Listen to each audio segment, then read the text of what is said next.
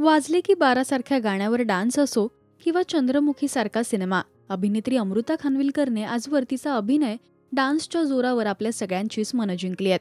तर मुंबई टाइम्सशी बोलताना अमृताने अनेक विषयांवर तिची मतं मांडली.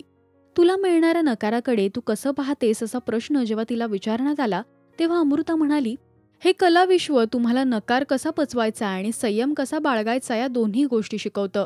कधी कधी तुम्ही मोठ्या सिनेमात तगड्या स्टारकासह कमाल भूमिका साकारता, पण त्यानंतर 2-2 वर्ष तुमच्या हातात काम नसतं.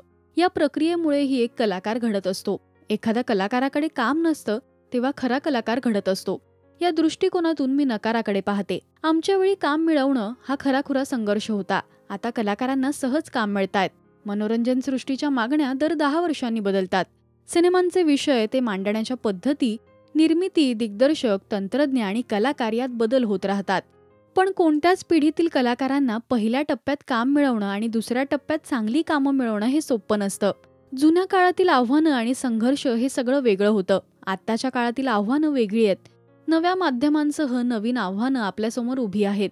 स्क्रीनचं वय कमी झालंय. या सगळ्यात सहज काम मिळतात असं म्हणता येणं शक्यच नाही. तुमचं यावर काय म्हणणं आहे आणि अमृताचा अभिनय आणि डान्स तुम्हाला आवडतो काय हे मला कमेंट्समधून नक्की सांगा.